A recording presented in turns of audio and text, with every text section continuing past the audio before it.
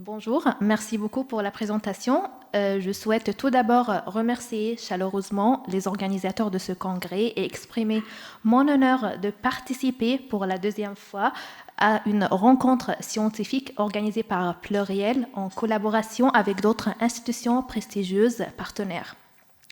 Dans cette communication, ma réflexion porte sur l'articulation de trois concepts centraux qui font le sujet de ce congrès: esthétique, éthique et identité, et sur la manière dont le corps des femmes devient le lieu d'inscription de tensions politiques autour de ces trois dimensions. Il s'agira d'interroger la manière dont ces notions, évoquées lors des discussions précédentes, peuvent éclairer les pratiques de voilement et de dévoilement, ainsi que la persistance de leur polarisation dans l'analyse des rapports entre le corps féminin et la société dans l'Égypte contemporaine. Des interrogations ont déclenché ma réflexion à la fois en tant qu'égyptienne et en tant que chercheuse dans le cadre de mon travail doctoral, comme par exemple, pourquoi dans un État n'impose pas juridiquement le port du voile, les débats autour du voilement et du dévoilement demeurent-ils si vifs et récurrents? Comment expliquer le retour massif du phénomène du voilement à la fin du XXe siècle, après plusieurs décennies marquées par un recul significatif de cette pratique? Pourquoi le voilement bénéficie-t-il d'une reconnaissance sociale largement valorisée, tandis que le dévoilement demeure plus exposé à la critique, voire à la stigmatisation? Comment l'apparence vestimentaire devient-elle un critère d'évaluation morale au point de faire du corps féminin un indicateur visible de l'éthique? Ces interrogations invitent à dépasser une lecture strictement religieuse du voile, centrée sur la question de son obligation ou de son interdiction, pour en analyser les dimensions politiques, sociales et symboliques. Successive n'est pas ici de trancher la question théologique, mais de comprendre comment le voile, le dévoilement et leur transformation successive participent à la construction d'un ordre esthétique et éthique au sein de la société égyptienne. Ma communication s'organise autour de trois idées principales. La première idée est le voile comme dispositif esthétique et éthique de normalisation sociale. L'histoire du voile en Égypte moderne ne peut être comprise comme une simple succession de phases, voilement, disparition puis retour du voile, mais comme une reconfiguration périodique des régimes de visibilité, de moralité et d'identité qui organisent la place du corps féminin dans l'espace public. L'apparition des femmes européennes non voilées à la fin du XVIIIe siècle introduit une première rupture dans l'ordre esthétique local. Ce moment ne produit pas immédiatement un changement vestimentaire massif, mais il inaugure une mise en comparaison. Le corps féminin devient un lieu de différenciation entre civilisations. Dès la Nahda, la question du voile s'inscrit dans un projet plus large de réforme nationale et modernisation sociale. Chez des figures telles que Qasim Amin, le dévoilement du visage, et non l'abandon de toute forme de voile, est envisagé comme une condition de participation des femmes à la vie publique et par conséquent au progrès de la nation. Il ne s'agit pas, dans sa perspective, d'une rupture avec des fondements religieux, mais d'une relecture des pratiques vestimentaires à la lumière des exigences du temps. Comme il l'affirme lui-même, je cite, dans son livre La libération des femmes, « Peut-être qu'un observateur pourrait avoir l'illusion que je plaide désormais pour un dévoilement complet, et non rien, je demeure attaché au principe de hijab et le considère comme une règle de bienséance à respecter. Toutefois, j'estime qu'il doit être compris et appliqué conformément aux perspectives établies par le charia islamique. » Progressivement, d'autres visions apparaissent.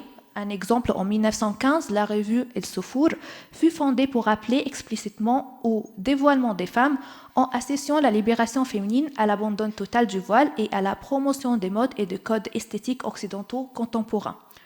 Le dévoilement, lors de la révolution de 1919, marque une seconde transformation.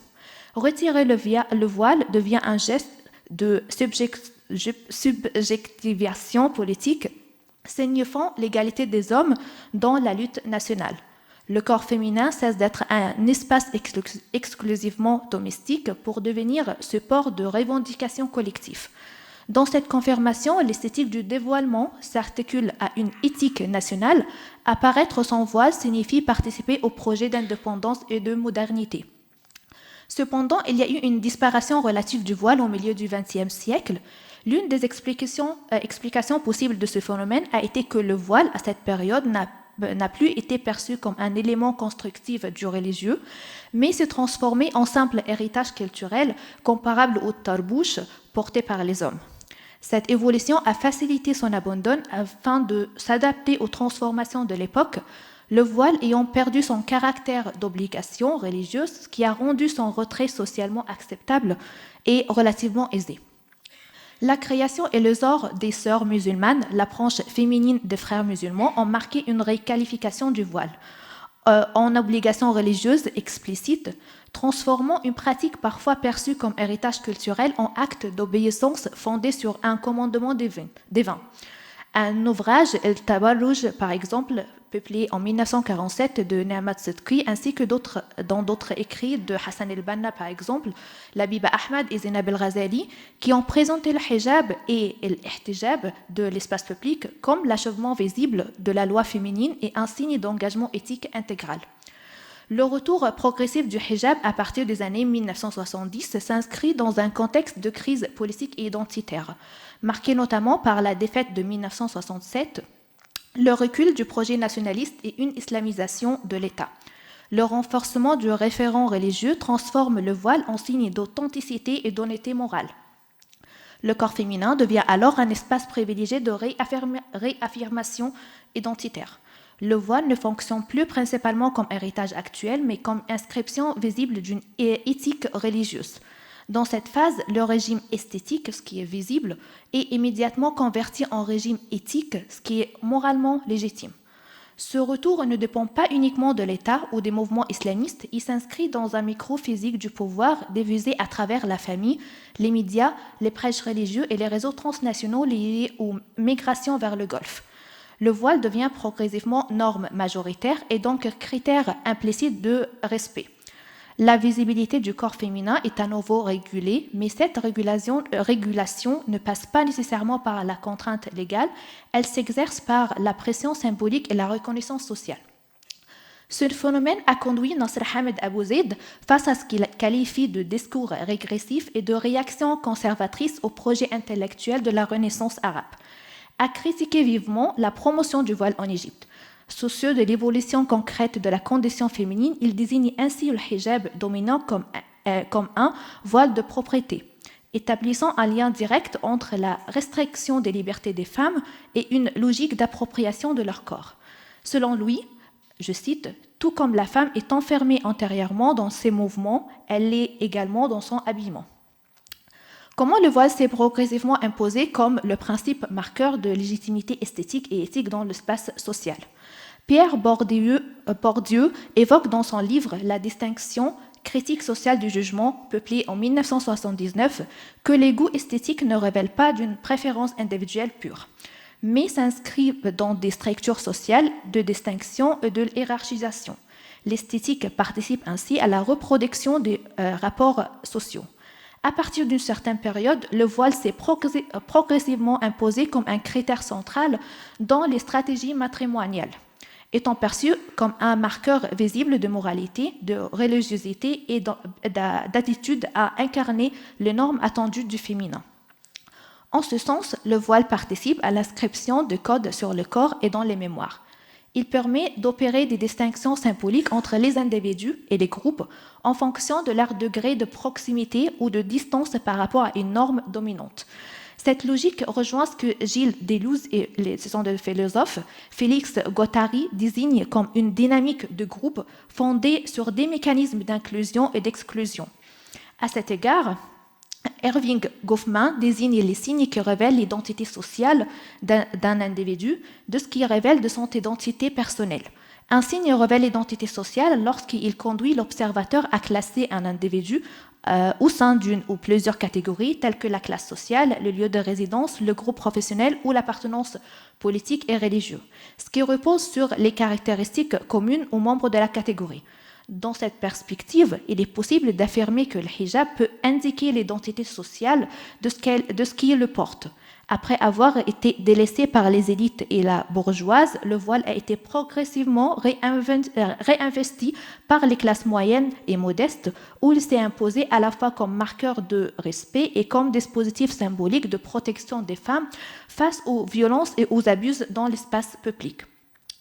Quelle que soit la part de choix individuels et de préférences esthétiques mobilisées dans la sélection d'une forme particulière du hijab, celle-ci contribue dans une large mesure à situer les femmes au sein d'un groupe social et d'un champ symbolique déterminé.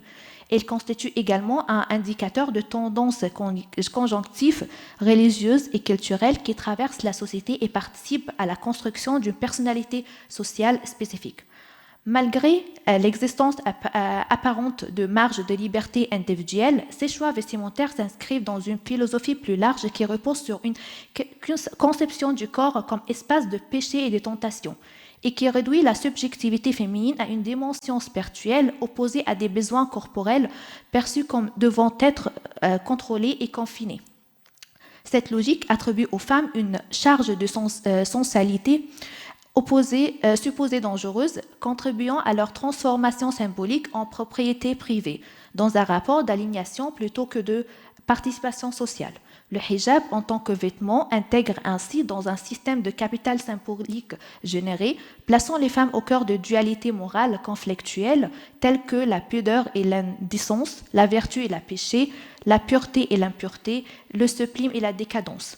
Il reflète la perception que l'autorité, quelle que soit politique, religieuse ou sociale, se fait du rôle et de la place des femmes dans l'ordre social.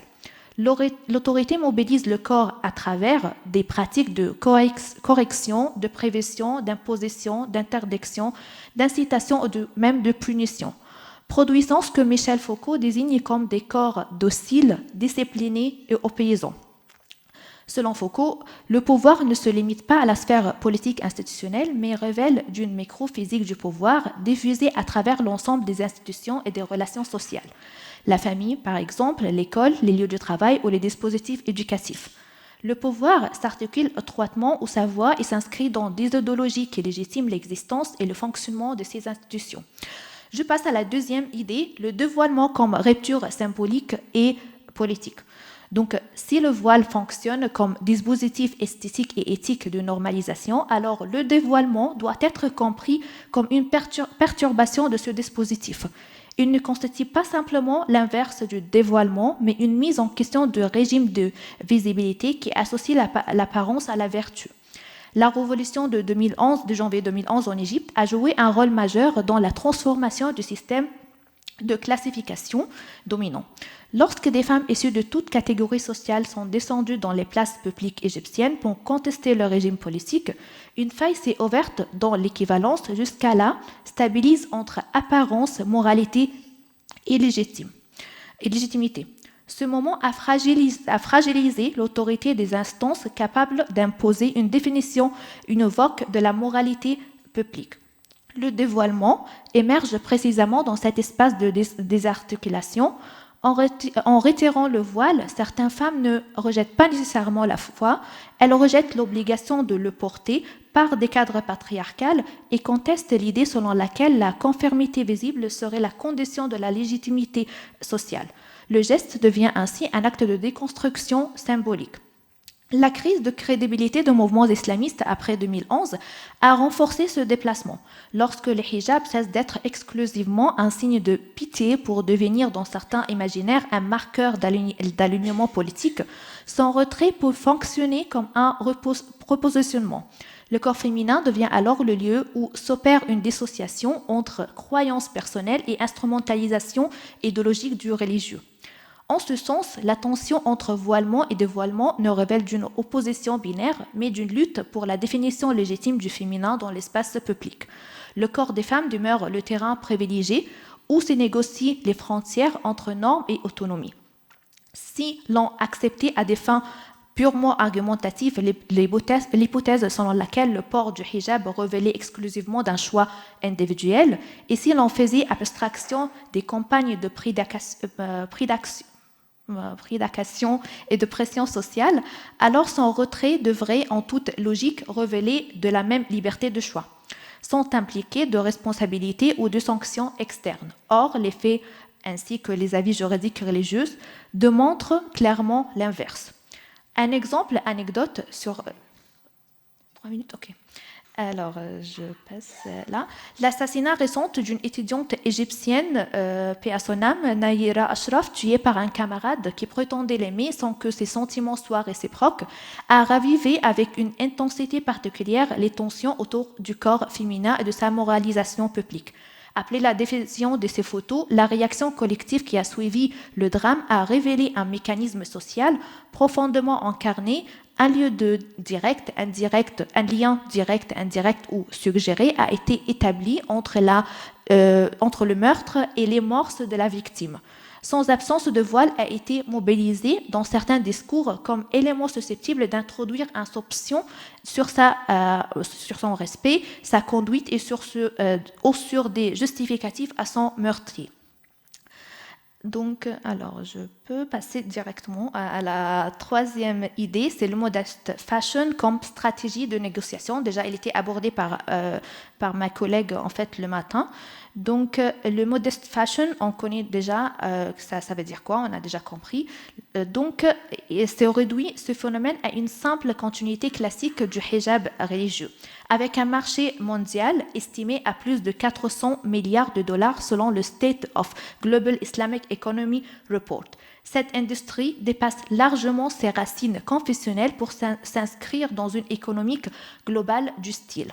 En Égypte, cette dynamique est particulièrement visible dans l'essor de centres commerciaux, de boutiques spécialisées et d'espaces de consommation entièrement dédiés aux femmes voilées.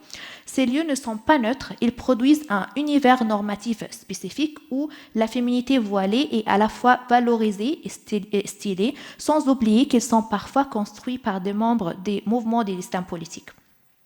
Donc, alors, je passe combien? Une minute? Depuis tout à l'heure, oui, ça a fonctionné. Je passe directement à la conclusion. Alors, pour conclure, ces déplacements descriptifs montrent que la signification de voile n'est jamais stable. Elle se reconfigure en fonction des contextes politiques et des rapports du pouvoir, devenant tour à tour convention sociale, marqueur identitaire ou impératif religieux. L'intensification récente des polémiques autour du voile révèle bien davantage qu'un désaccord vestimentaire. Elle expose une crise plus profonde de l'identité égyptienne contemporaine. Le clivage entre ceux qui conçoivent le hijab comme un rempart moral, parfois élevé au rang du signe quasi constitutif de la loi, et ceux qui dénoncent sa transformation d'un choix en obligation implicite, traduit une lutte pour la définition légitime du religieux et du national. Depuis 2011, chaque événement médiatisé réactive cette tension. Les accusations réciproques de poche contre autoritarisme religieux montrent que les débats ne portent pas seulement sur les tissus, mais sur la hiérarchisation des féminités et sur le pouvoir de définir publiquement ce qui est une bonne musulmane et une femme respectable. Le corps féminin devient l'espace de se matérialiser les annexités identitaires d'une société traversée par des recompositions politiques.